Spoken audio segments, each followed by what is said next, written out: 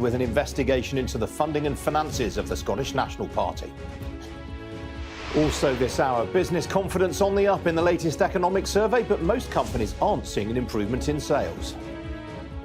New car sales continue their recovery as registrations grow for the 8th month in a row. Ofcom calls for an investigation into the UK's market in cloud services. Plus, the world's first material that becomes thicker rather than thinner when stretched.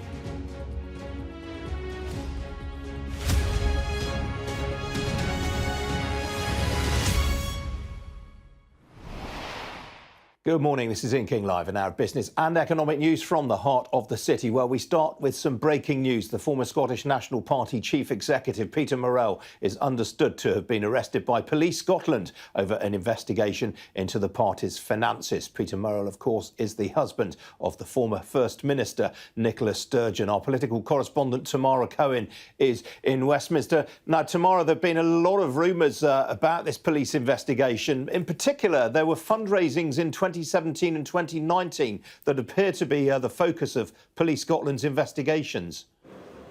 That's right, Ian. And although there have been rumblings about this, it's still a pretty dramatic development this morning that Police Scotland have arrested a 58-year-old man we understood to be Peter Morrill, the husband of Nicola Sturgeon and part of the power couple at the top of Scottish politics for so many years. He's been arrested as part of the investigation into what we're told is the funding and finances of the SNP. And also, officers are carrying out searches at a number of addresses as part of that investigation.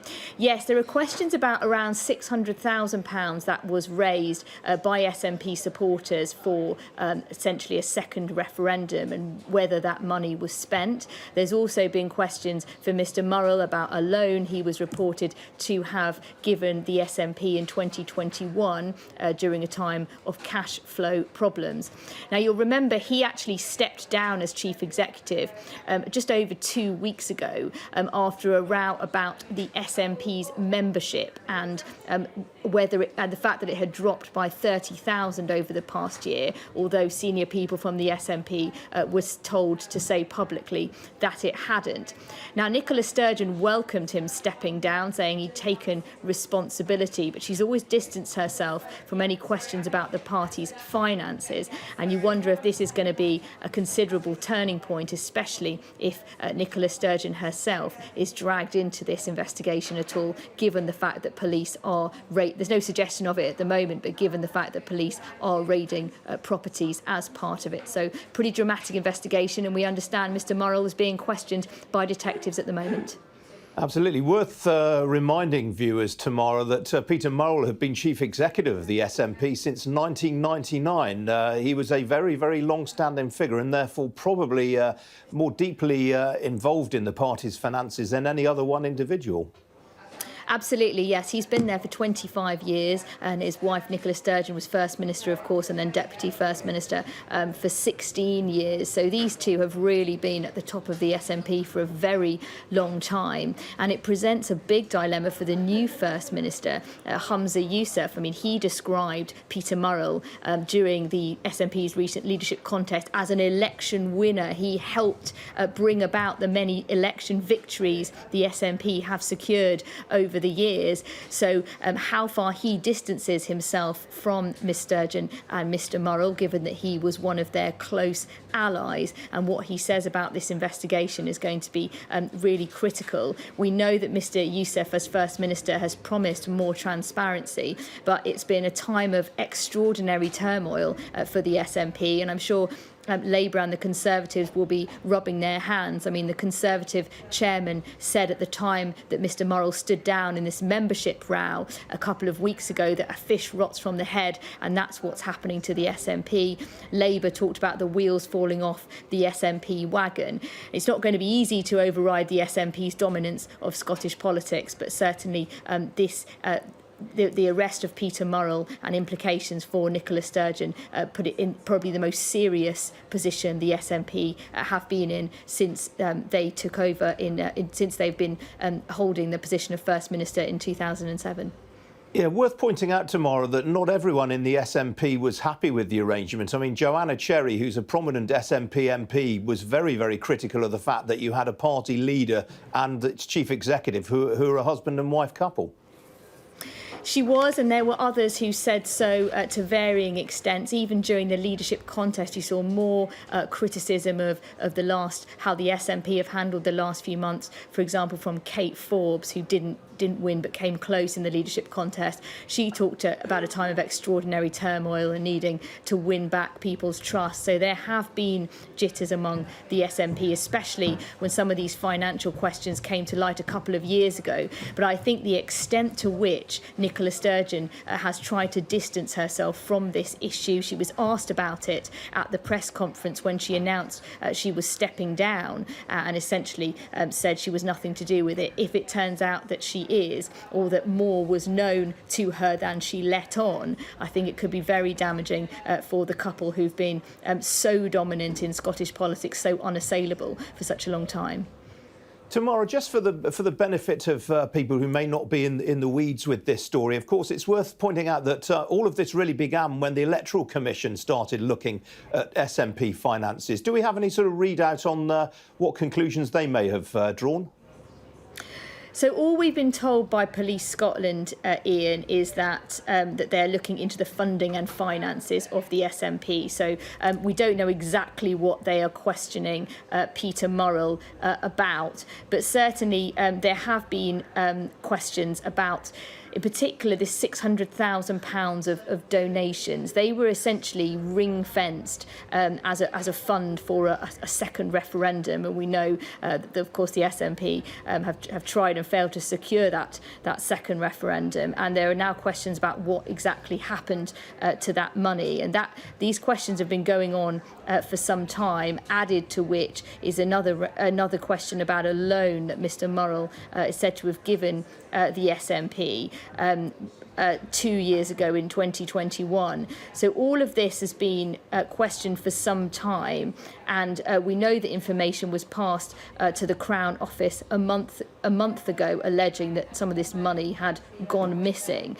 Nicola Sturgeon said she was not concerned about the party's finances when she was asked about it, but certainly many others in the SNP were, and it sounds as if the police now have enough evidence to put to Mr. Murrell, who was arrested this morning. OK, stay with us tomorrow. I just want to draw the attention of viewers to what's going on the right-hand side of the screen there, which is the Ukrainian President Vladimir Zelensky has arrived in the Polish capital of Warsaw, where he appears to be meeting military leaders and other dignitaries right now. We'll get a bit of reaction to that in due course. But tomorrow, going back to the loan that Peter Morrill made to the SNP, it was in the order of £107,000. What was that money spent on? Do we know?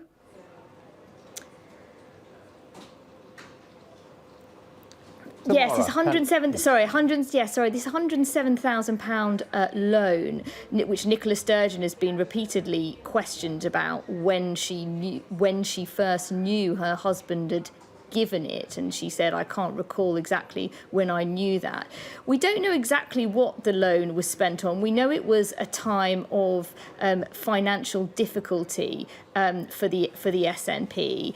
They had recently gone through their Holyrood elections. They had lost a few MSPs, and they were struggling to get their plans for a second referendum off the ground. And we know that so we don't know exactly what it was spent on, and there also, of course, relates to questions about where the money for the second referendum ended up going, and all of these, I assume, will form part of the police investigation. But I think a very ominous line in that Police Scotland statement is that officers are conducting searches at a number of properties, and so I think that one of the big questions of the coming days is whether Nicola Sturgeon herself will be further embroiled in this.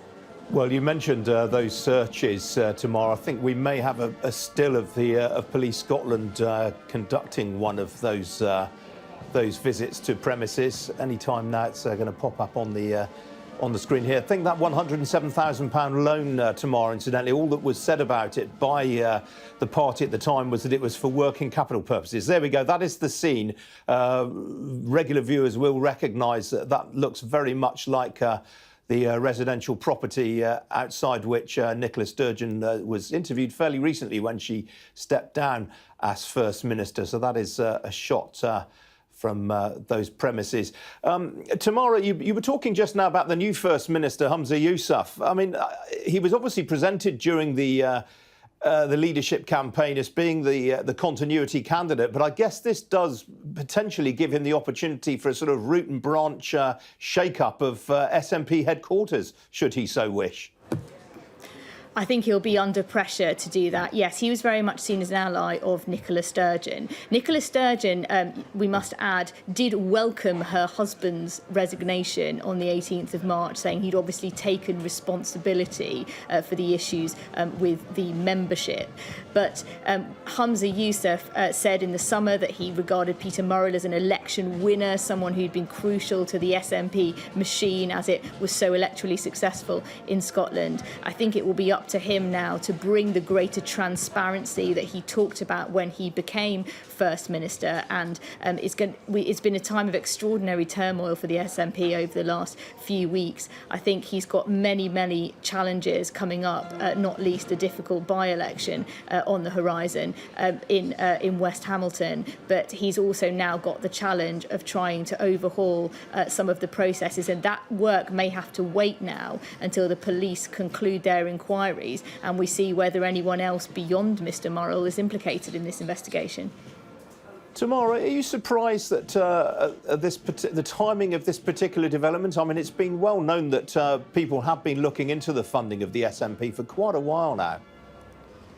It is well known, and the investigation, yes, you're right, has been going on for a couple of years now, but it's still been a very dramatic development this morning. I don't think we were expecting that Peter Morrill has been taken into custody, and I don't think anyone's making any claims about the timing of it at the moment, but certainly if you just look at how things have changed in Scottish politics over the last few weeks, we had the extremely surprising resignation of Nicola Sturgeon in February. We've had this leadership contest in which really the gloves came off. You know, the SNP had been so disciplined over the years in holding it together despite their differences. We saw a lot of that burst out into the open in the leadership contest. We now have the party's most senior backroom figure, Peter Morrill, someone who was all over the party's organisation and financing. He is now being questioned by detectives, and there will be a very big job to do to rebuild trust in the SNP. And I think some of those, like Joanna Cherry, who you mentioned, who has been critical of some of the internal arrangements but had not been listened to, I think they may now start to speak out publicly as well. And of course, Scottish Conservatives and Labour, who are both hoping to win seats in Scotland at the next election, will probably be rubbing their hands at this development. So in the history of the SNP, the last few months has been probably the biggest low point since they really started to build up support in Scotland well over 15 years ago. OK, Tamara, thanks for that. We will, of course, keep you abreast of any new information we get on this breaking news story, the arrest of Nicola Sturgeon's husband, Peter Morrill, by Police Scotland this morning with regards to an investigation into the finances of the Scottish National Party. Before we crack on with the business news, we're just going to cross over to Warsaw, where President Zelensky of Ukraine is being welcomed on his first visit to Poland since the Russian invasion. Our Europe correspondent, Siobhan Robbins, is on the scene. Siobhan, what's happening right now? Well, we have seen President Zelensky arriving in Poland in the last few hours. He's now gone to the presidential palace where he's meeting the Polish president. You can see that they're giving him this big ceremonial welcome. He's been walking in front of the troops. The First Lady's both there as well. You can see in the pictures watching as the band goes past. And this is part of a first official visit to Poland by President Zelensky. Of course, a very important partner for the Ukrainians since this invasion of Ukraine. Poland has been extremely vocal in their support for Ukraine, not just in terms of calling on other allies to send weapons and sending weapons themselves, but also in welcoming Ukrainians who have left because of the war. They've taken in more than 1 million Ukrainian refugees. So part of the reason for this visit is for President Zelensky to say thank you and also to talk about going forward. So no doubt other things that they'll discuss on the agenda, of course, is Finland joining NATO. They'll probably also be talking about weapons going forward. We know that President Zelensky still wants more arms, different types of arms to be sent, more different types of fighter jets to be sent. So they'll be discussing that, I expect. But there are more tricky issues on the agenda as well. This morning, I understand that local reports are saying that the agricultural minister here has resigned, and that's because of a big problem that's facing Polish farmers to do with Ukrainian grain. It's been flooding across the border here, pushing down prices. That's led to a lot of problems for Polish farmers, so they're trying to organise some sort of deal about that. We've got the band just going past us now as the presidents head inside for a hefty day of talks, then meeting with the Prime Minister, and then this evening a big meeting again with both Polish people who've helped Ukrainians and also local Ukrainians who've moved here. OK, thanks, Siobhan.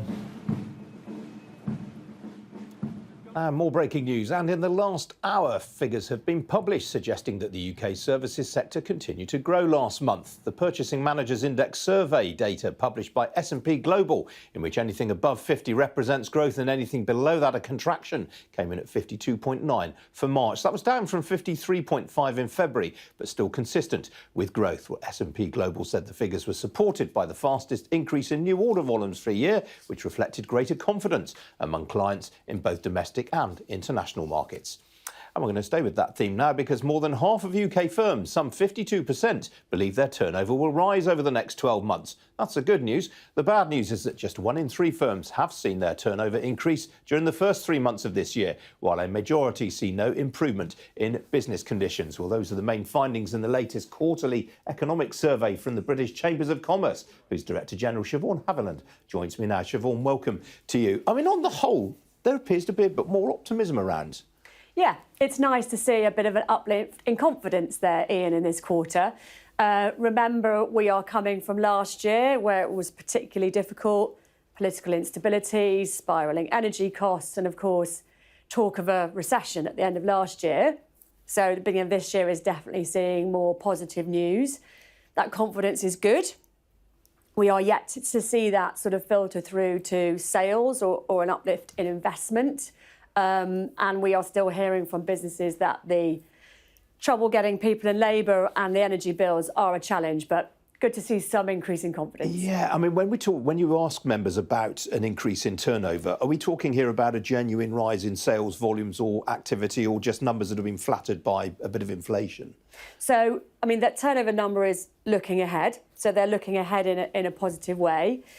They're definitely telling us that there is some positive demand. I was in Huddersfield and Worcester last week talking to business leaders, and they talk about that positive increase in demand, but they then go quite quickly back to, but I'm really struggling to find the people to fulfil those orders, and I'm still worried about energy, because remember, this month we are seeing a massive reduction in energy support. Well, quite. I mean, are you surprised that the government didn't do more in the recent budget on that front? We really wanted to see more on that front. We're seeing an 85% reduction in support for energy bills for businesses, whereas, of course, consumers, got another 3 months, which is very good. But energy bills, those are two sides of the same coin, effectively. And a lot of smaller businesses buy energy like consumers do. So government saying energy prices are coming down. Hopefully we will see that being passed through to businesses, because that's the other concern. Well, quite. I mean, energy prices aren't coming down since the weekend. OPEC's production cut. I mean, the price of Brent crude has gone up by about nearly 9–10% again. Yeah. And you remember, we're coming from a point of businesses telling us that their energy bills have gone up 200–300%. I mean, they're eye-watering numbers. And that is just sucking cash out of their bank balances. And that is why businesses aren't investing. They're holding on to the cash because they're still worried about their energy bills, and other tax rises that we're seeing coming in this month. One encouraging thing in the survey, though, is that more than 2/5 of companies expect profits to rise this year. Yeah, and that's related to, obviously, that confidence. I think they're hoping energy prices are going to come at least moved downwards. Inflation's heading in the right direction. The first time, out of last 8 quarters, inflation's, concerns about inflation have reduced. So that's a good thing. We're seeing that coming down. Well, we hope to see that coming down as the year goes on. So those are optimistic. Which are the sectors where you're seeing most optimism among members right now? I presume there's a real diversity of opinion. Yeah, there really is. I mean, the sectors suffering the most are still hospitality and retail. Of course, this quarter is one of their hardest quarters in terms of January and February sales, but they're also hugely more impacted by those energy bills and by the difficulty of getting people. If I talk to hospitality industry around the country, none of them are working at 100% service levels. Hotels are closing floors, restaurants are reducing their hours. It's still really hard, and that, of course, is also pushing up wages. You talked a lot just now about the labour market and labour shortages. Do you get any sort of inkling that things are starting to improve? I mean, we hear that some over 50s in particular are now starting to return to the labour market. So we've still got 1.1 million open roles in this country. Yes, there was some positive news in the budget from the Chancellor about childcare, but that doesn't kick in till next April. What we really want to see is the government do more on shortage occupation lists. And this is the way they can bring short-term labour into the market to ease the problems as we grow, hopefully, out of this situation. All right, Siobhan, got to leave it there. Great to see you this morning. Thank you. Thanks very much. Some other business news stories for you now. And the telecoms regulator Ofcom is to ask the Competition and Markets Authority to open an investigation into the UK's market in cloud services. Ofcom said a market study it had carried out had provisionally identified features and practices that make it more difficult for customers to switch and use multiple cloud suppliers. It said it was particularly concerned about the practices of Amazon and Microsoft because of their market position. Well, the pair are estimated to have a combined market share of between 60 to 70%, with Google, their nearest competitor, back on between 5 to 10% of the market. The Cooperative Group has maintained annual profits despite difficulties in its insurance arm. Underlying operating profit for 2022 came in at £100 million. That was unchanged from 2021, with sales in its food and wholesaling, funeral care and legal services divisions all increasing.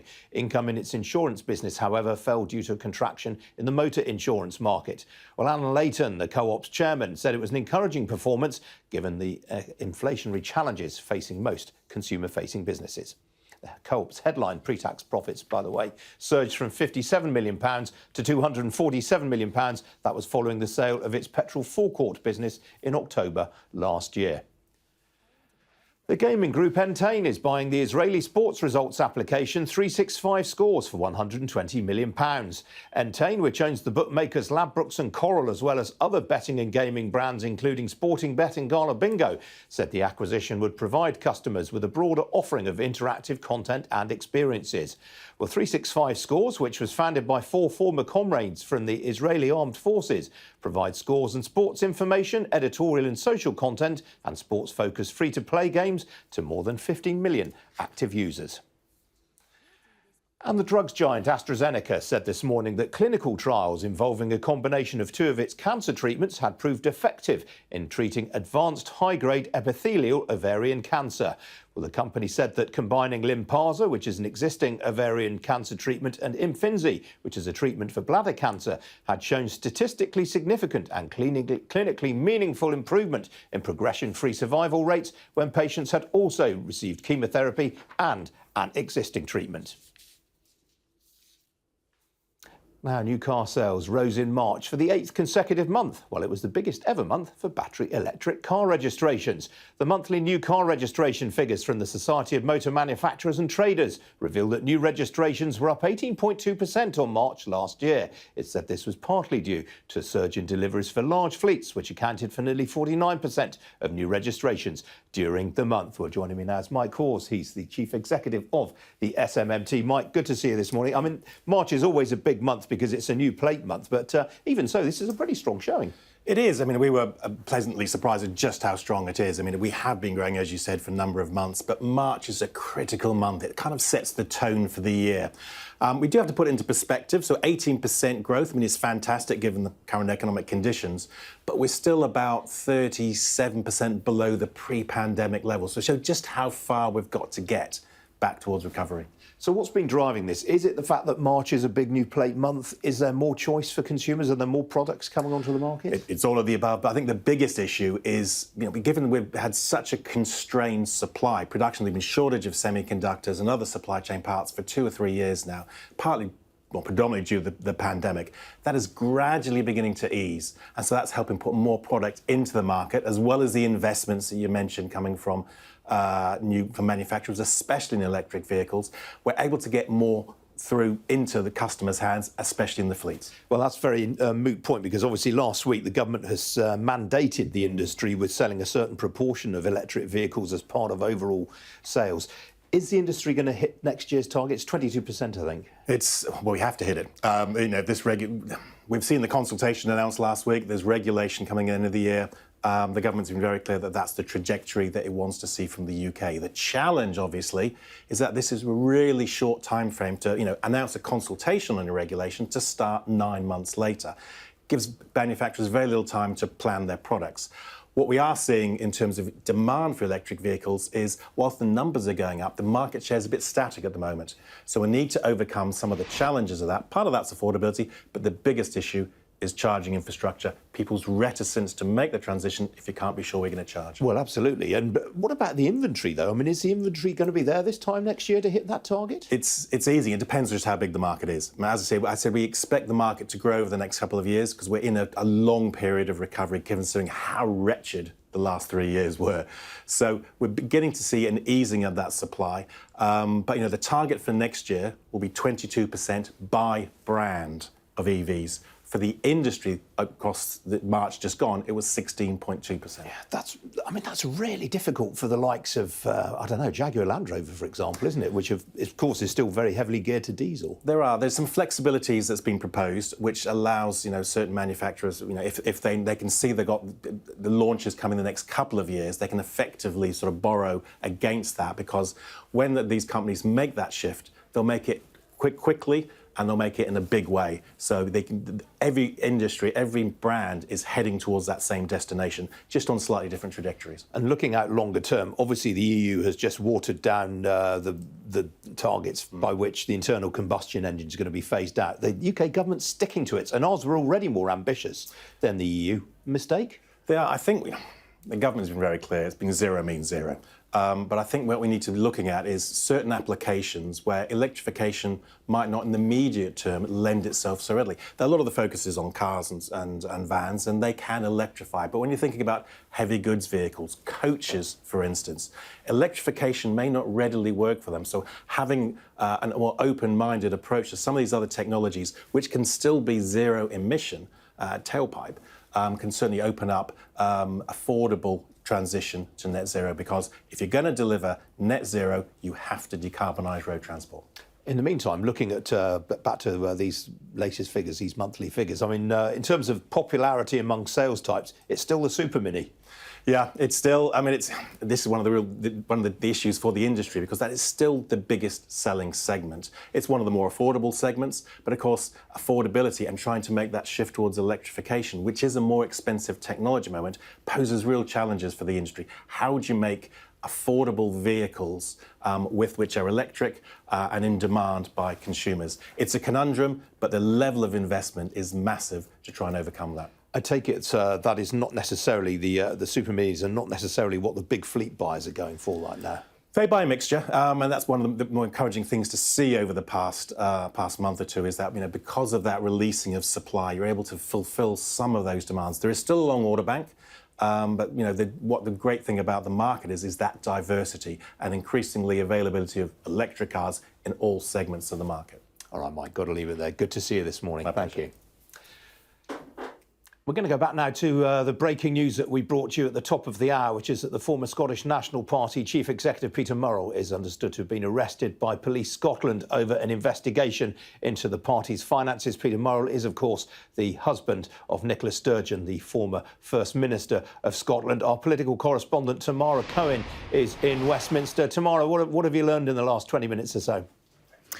Well, Ian, a pretty dramatic development this morning as Peter Morrill, we heard, had been arrested by detectives as part of this investigation into the finances and funding of the Scottish National Party. We've seen this picture, which is police tape outside the home that Morrill shares with Nicola Sturgeon. We know that the police are raiding a number of addresses, and this appears to be one of them. So I think the big question over the coming days will be whether Sturgeon herself is dragged into this in any way.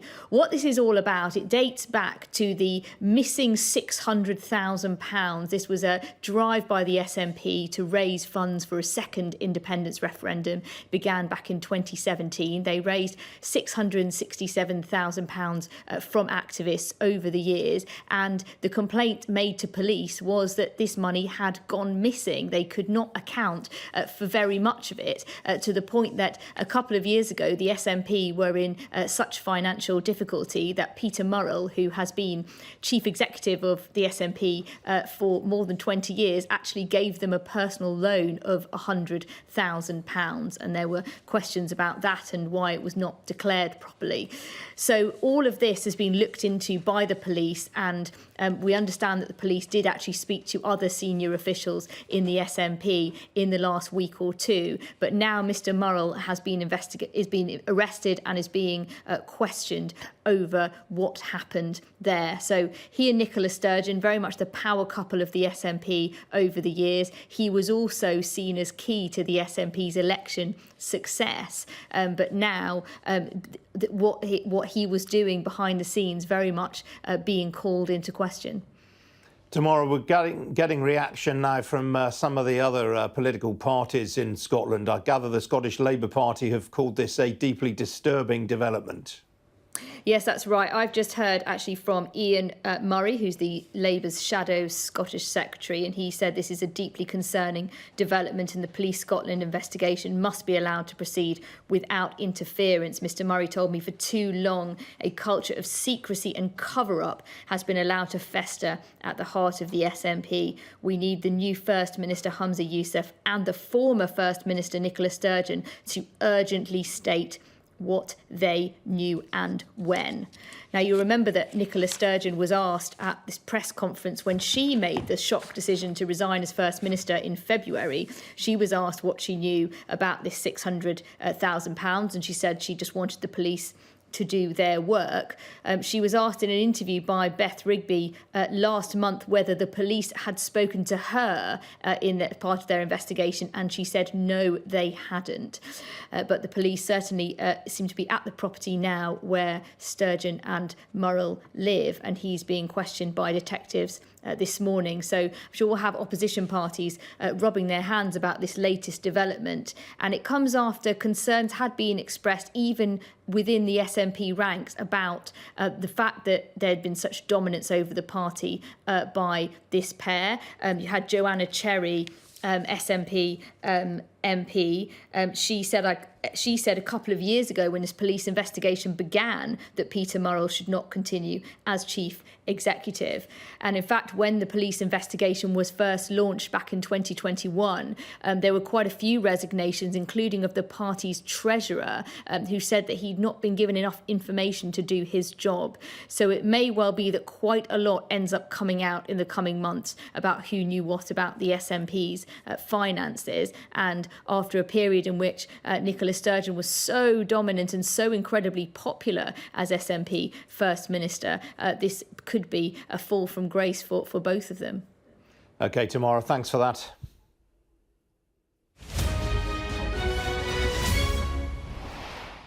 Well, the oil price has continued to consolidate its gains since Sunday's price production cut by the OPEC Plus grouping. But as you can see in the last 20 minutes, price has gone negative. Barrel of Brent crude currently changing hands at $84.81 a barrel. That's a little under a sixth of 1% lower on the session. On the equity markets, last night's sell-off on Wall Street was followed by a lacklustre session in the Asia-Pacific region. Sydney was unchanged. Shanghai finished higher. Tokyo and Hong Kong both finished lower. Mumbai, which isn't on the screen, finished ahead by nearly 1%, though. That was on some strong company results. Well, in Europe, markets have been largely in negative territory this morning. There you go. That's the current picture. Only the IBEX in Madrid in positive territory. Talking points this morning on continental Europe include Sodexo, the French catering and food services giant. Its shares up 9% in Paris on news it's spinning off one of its subsidiaries. Well, here in London, the FTSE 100 has been in positive territory. That remains the case. It's up nearly a quarter of 1%, led by some utility and healthcare stocks. The leading gainer in the FTSE this morning is United Utilities. That's on broker comment. The share's nearly 3% to the good there. While the gold miner Endeavour Mining, its shares are also ahead. That's after the gold price hit its highest level since March last year. Outside the FTSE, well, we were talking car registrations earlier on. The motor dealer Lookers is ahead by some 2% on news that its annual profits are going to come in ahead of expectations. While Direct Line, which has been pretty bombed out lately, its shares up 4% from the, look at that, nearly 6% now. That's a comment from the analysts at Citigroup. They've moved from sellers to buyers this morning. On the downside, the Water and Climate Solutions Group Genuit is down nearly 3% on the unexpected resignation of its chief operating officer. Meanwhile, on the foreign exchange markets, well, the big talking point today has been the New Zealand dollar, which has jumped following a bigger interest rate rise overnight than expected from the Reserve Bank of New Zealand. The pound, which yesterday hit a 10-month high against the US dollar, currently off by just over a quarter of 1% against both the dollar and the euro. The single currency, meanwhile, unchanged against the greenback. Well, joining me this morning is the head of investment at Interactive Investor, Victoria Scholar. Victoria, good to see you this morning. Let's start with Entain. I mentioned them earlier in the programme, the owner of Ladbrokes and Coral. Quite a big acquisition from them this morning.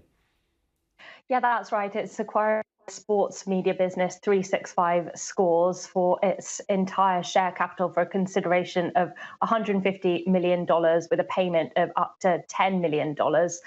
This is the owner of Ladbrokes and Coral, of course, and the deal, it says, will provide a broader offering of interactive content and experiences. Now, we know that there have been many acquisitions within this sector over time, but this one's a bit different because the sports betting giant is getting into content, and I think it really highlights the importance of data when companies are trying to target new audiences now.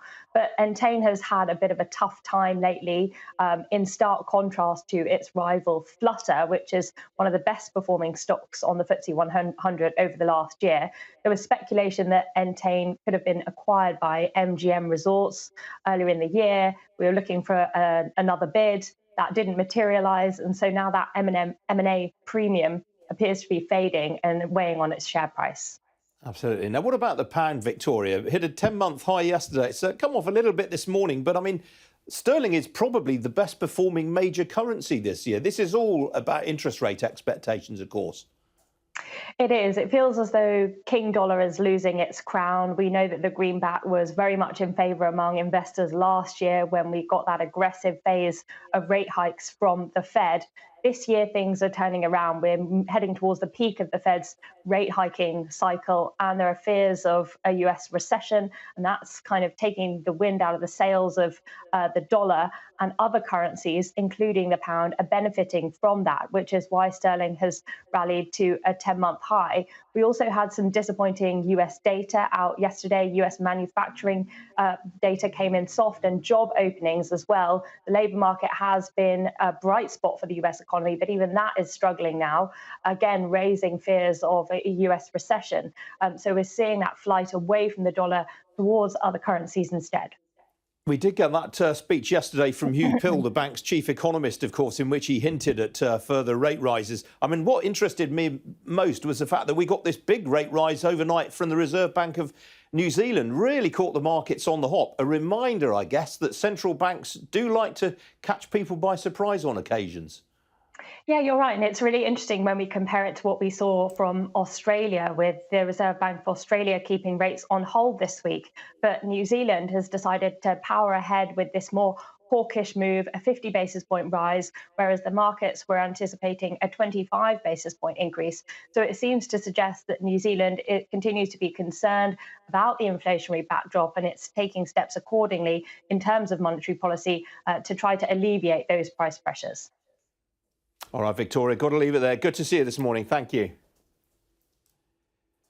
Just a reminder of the breaking news story this morning, the arrest of Peter Morrill, the former chief executive of the Scottish National Party. On the side of the screen there, you can see the property that has been visited by Police Scotland this morning. We'll have more on that story throughout the morning here on Sky News.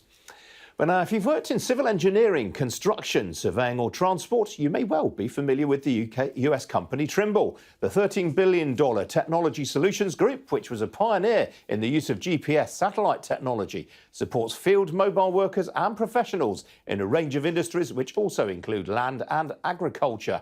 It's just completed the near $2 billion acquisition of a German rival, Transporeon, which specialises in supporting customers in shipping and logistics. Well, joining me now is the chief executive of Trimble, Robert Painter. Robert Painter, very good morning to you. Thank you for joining me at such an unsociable hour. This acquisition, I guess, was all about expanding your footprint further into Europe, was it? Indeed. Transporeon is a leading transportation management platform company based in Europe, which makes a really nice complement to the business that we have that's primarily been a North American business in the transportation industry. Really a wonderful team doing great things on the continent. It makes you, of course, a much bigger player in terms of servicing logistics and freight groups. What's the sentiment among customers in that sector right now? Well, when we think about the customers we have, we serve both carriers and shippers in the transportation market and on a global basis. Transportation really is a business where you need to get something from point X to point Y. And in doing so, you need to connect the carriers and the shippers. And so what customers are seeing us doing right now is densifying the network, bringing more carriers and more shippers together. And when you bring more industry participants together and you can help them solve higher order problems, you're doing right by your customers. So the feedback we're hearing thus far is very positive. Have those sectors now fully adapted to changing circumstances following the invasion of Ukraine? Well, I'd say what has changed with the invasion of Ukraine and our customers is it's certainly thrown disruptions into the supply chain, thrown disruptions into actually even to labor markets. You know, many drivers in the continent in Europe actually come from Ukraine. So there's been disruptions, everything from the drivers through the supply chains and the carriers and shippers. It's just become more complex. And to manage that complexity, technology has a role. Now, looking at your latest results, you are across many sectors. You've got customers in many, many sectors. It looks as though your earnings growth is currently most strong in supporting areas like forestry and utilities. Well, actually, the earnings growth has been pretty strong across all parts of Trimble. You know, construction on a global basis continues to be one of the very largest industries in the world. And we've seen coming out of the recovery post-COVID is many countries have invested into infrastructure, and that's been a positive catalyst for our business. In our agriculture business, commodity prices have continued to be high, and that correlates to the war in Ukraine. Certainly, that's made farm income strong, and that's allowed farmers to invest back into our technologies. And then we talk about the complexities in the supply chain that are being managed, which has been a catalyst for growth in transportation. You do some quite interesting things with farming customers. I gather one initiative has been to help them make optimal use of pesticides and reduce it where possible. Indeed, you know, so we're a company with roots in GPS technologies, and so we like high precision models, both high precision in the field and high precision planning models in the office. It's really that intersection of work in the physical and the digital world. So on a farm, you know, if you need centimeter accuracy, which you do to optimize the yield of crop and minimize the use of inputs, you're using Trimble technology. We'll create a digital map of a farm that can tell you where to put more or less fertilizer depending on the health of the soil on the farm. So by optimizing where you put that fertilizer, you can minimize the use, you can bring the input cost down for the farmer, increase the yield of the crop, and create more environmental sustainability while doing so. And looking more broadly at the world, obviously we've been in a very, very sharply rising interest rate environment for the last 12 months or so. Are you surprised at the extent to which spending by your customers has held up? I'm not that surprised, and I'll tell you why. Is that when you're using the technology that we have at Trimble, the fundamental value proposition comes in the form of better, faster, safer, cheaper, greener. So that productivity that you get from using the technology, we can help eliminate 30% of waste that takes place in transportation. We can make earth-moving equipment 50% more productive. So as interest rates go up and businesses have to be more competitive, you need technology more than ever to help you do your work more efficiently. All right, Rob Painter, we've got to leave it there. Really appreciate you joining us at such an unsociable hour. Thank you. Thanks, Ian. Now, today marks the end of the current tax year, meaning you have just a few hours left to make the most of your pension or ISA allowance for 2022-23. While the end of the tax year is traditionally a time when people scramble to top up their ISA, this year is also expected to see a lot more activity as investors move to crystallise capital gains ahead of a big cut in the capital gains tax-free allowance that kicks in tomorrow. Well, joining me now is Chris Hill. He's Chief Executive of Hargreaves Lansdown, which runs the UK's biggest savings and investments platform. Chris, good to see you again. Are you seeing a busier than normal end to the tax year with these capital gains tax changes coming in? Morning, Ian. Thanks for having me back.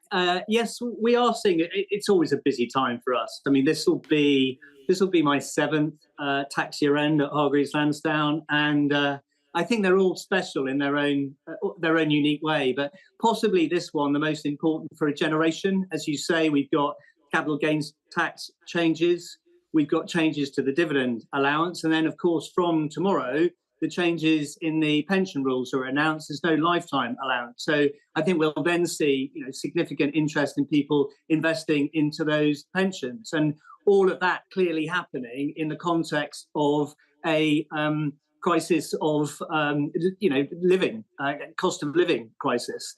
And I think that also is having its challenges on how people are reacting through the tax year end. Well, tell me more. I mean, are people able to put away as much in this environment? Well, I think that's what's interesting. You see, I mean, we always have a busy tax year end, and why we all leave it to the last minute. Clearly, people do, and I'll be with colleagues up until about midnight, still taking the calls today. But I think what's also happened is because of the cost of living crisis, people have waited to see how much they've got available to then go ahead and save. And also, given the volatility of markets at the moment, we're seeing a lot of interest in cash. So 4 out of the top 10 funds that people are investing at the moment are cash funds. Now, I've never seen that before. And I think certainly the increase in interest rates and people knowing that they can get a return of 4.5% on their cash means that they're holding back from investing. And I think at some stage we'll see that swing as people take that longer term view. Now, on the programme yesterday, we were speaking to Archie Norman, the Marks and Spencer Chief Executive Chairman, who's running a campaign at the moment to restore closer links between shareholders and the companies they invest in. I mean, you're a big provider of nominee services. You have a big role to play here, potentially.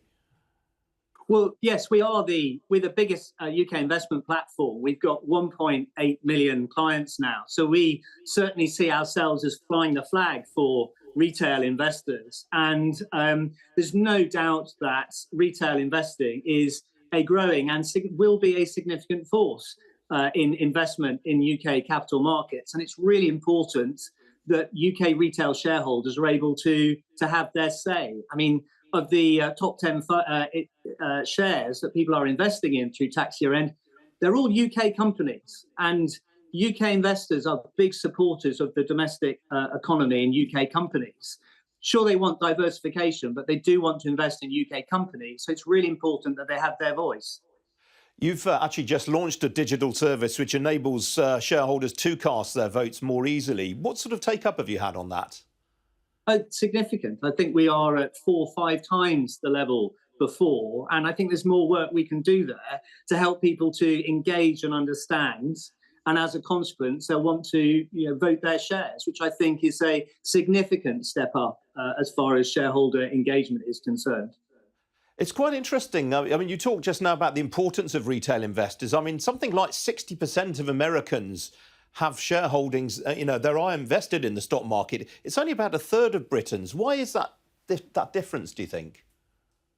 Well, I think it's developing. I mean, over my time as CEO, we doubled the size of this business. So we're now at 1.8 million clients. And throughout that time, we've seen a steady increasing investment in shares, particularly accelerated through the pandemic as well. But, the American savings, the 401k, how people manage their pensions, encourages much more direct engagement, direct ownership of your financial savings, your financial future. We're moving that way. Defined benefit pensions are declining now over time. So it's all about defined contribution. As a consequence, it's all about individuals taking their own provision into their own control. And that's why retail investing is just going to be so significant as sources of capital and sources of investment over the next 5, 10 plus years. All right, Chris, I know it's a hugely busy day for you and the team. You'll be burning the midnight oil today, I imagine. Thanks very much for sparing the time to speak to us. Thanks, Ian. Take care. Thank you very much.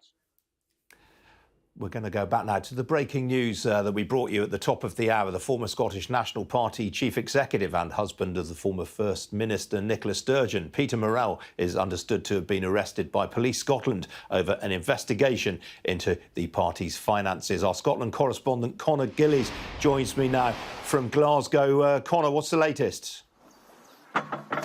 Yeah, this is the centre of a major police investigation right now. Let's take a look. New officers just arrived on the scene within the last few minutes and fresh barriers being put up. That is the home of Peter Morrill, the man in custody, the man being questioned by detectives right now as part of this live ongoing police investigation. Also the home of the former First Minister of Scotland, Nicola Sturgeon, who left office just a matter of days ago. This area is swarming with police.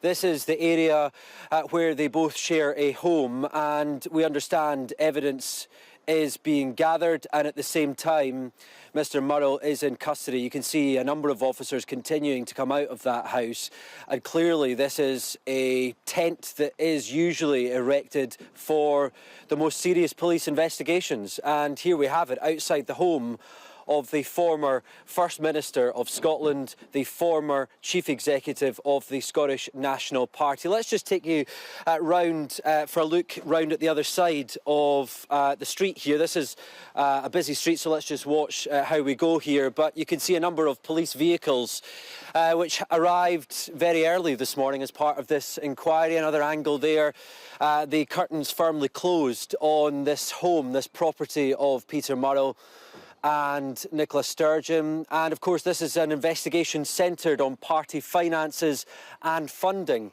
Let's take you around the other side here because as part of this investigation, there have been questions around a loan of around £100,000 Peter Morrill gave to the Scottish National Party, and also questions around £600,000 that was raised for the cause of independence, for the cause of a second vote on Scottish independence. And there have been questions around where that money is. Now, clearly that may or may not be forming part of this live investigation, but again, this is another angle. A number of officers standing guard here, the barrier stretching round the side of this property, and a car parked in the drive, still on charge there. The curtains firmly closed as police gather evidence inside that tent, and at the same time, the man at the centre of this investigation, Peter Morrill, a man who was in charge of the SNP since 1999 and resigned in a shock resignation just a number of weeks ago. After so many years at the helm, there was questions around whether he had misled a reporter, had misled the press, and in turn misled the public around dwindling party numbers, membership numbers, at a time when the leadership contenders vying to replace Nicola Sturgeon here in Scotland were asking exactly how many members were voting in that contest. It appears that that was not forthcoming, and a journalist was apparently misled, and later it was revealed the party had lost around 30,000 members. That is a separate matter. Here the focus is very much on the finances of the SNP, the funding of the SNP, and it is quite an extraordinary moment. The home of the former First Minister of Scotland now at the centre of this live police investigation. At the same time, Nicola Sturgeon's husband in custody, facing questions after so many years, that power couple at the top of Scottish politics. And the SNP's office in Edinburgh, the headquarters just round the corner from the Scottish Parliament, is a very similar scene. A number of police officers, a number of police cars, while raids are continuing on that property. What evidence will they or will they not find in there? Nicola Sturgeon, let's go back round here. Nicola Sturgeon, during an interview with Sky News just a number of weeks ago, told us that she nor her husband were aware of interviews being gathered, taking place as part of this investigation. That was just a week of her resignation. Well, how long will that position stand for? Will there be fresh questions about what the former First Minister knew, what she did not know? Her position is firmly that she did not know anything about the finances, the state of the finances as well of the Scottish National Party. But it is quite an extraordinary moment. Let's go back round for one final look here as more police continue to swarm this area. Specialist detectives and officers looks like they are re-entering the property right now. Let's just take a look at this moment here, going behind that protective barrier and inside what appears to be the front door of the Murrell household, the Sturgeon Murrell household here on the outskirts of Edinburgh. Discussions around a possible loan that Peter Morrill did or did not give to the SNP of around £100,000, and separate questions around £600,000 of money that was raised for the cause of independence. Will that be part of this investigation? That is something these detectives are hoping to get to the bottom of. Very good. Connor, thanks for that. While you've been speaking, we can definitively now say that Peter Morrill has been arrested. Previously, we were saying it is understood he's been arrested. We can now definitively say that Peter Morrill, husband of the former First Minister of Scotland, Nicola Sturgeon, has been arrested in connection with an investigation into the party finances. Much more on that to come here this morning. But in the meantime, a bit more breaking news to bring you, which is that talks with Royal Mail and the Communication Workers Union have concluded without agreement. We've got this spokesperson from the Royal Mail, a statement which says, after 11 months of talks, including mediation by Sir Brendan Barber and ACAS, we are deeply concerned that our talks with the CWU have concluded without an agreement. We made substantial efforts to reach an agreement, including making a number of further improvements to our offer. These improvements were all based on feedback from the CWU, and we were hopeful that the union would put a deal to its members. We remain committed to reaching an agreement with the CWU. We have been clear throughout the dispute that not transforming our network and working practices is not an option in a business losing more than £1 million a day. In the best interests of the business, our customers and the job security of our postmen and women, change cannot be delayed any further. I'm back at 10 o'clock tomorrow. Hopefully we'll bring you the end of the Archie Norman interview that I promised you this time yesterday. Anna Jones is up next. Do stay tuned. Cheerio.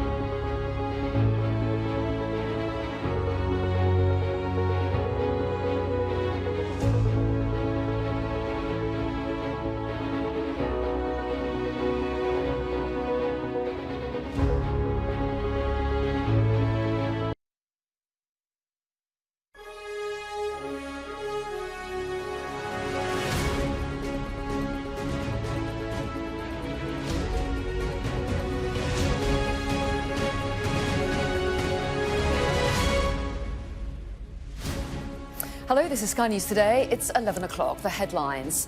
Nicola Sturgeon's husband, the former SNP chief executive, Peter Morrill, is arrested in an investigation into party funding. We're live outside the couple's house in Glasgow, where police activity is continuing.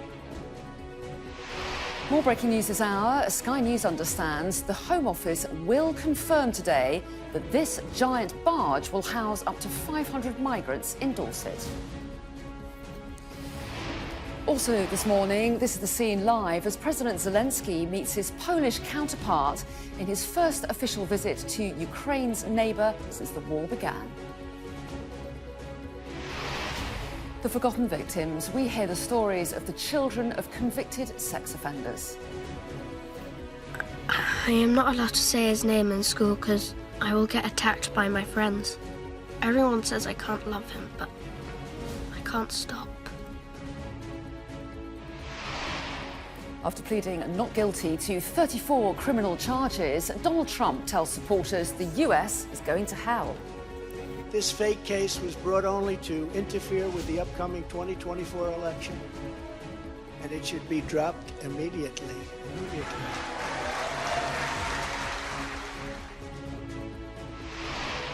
And consort no more. Queen Camilla's post-coronation title is used for the first time on the invitations to next month's ceremony.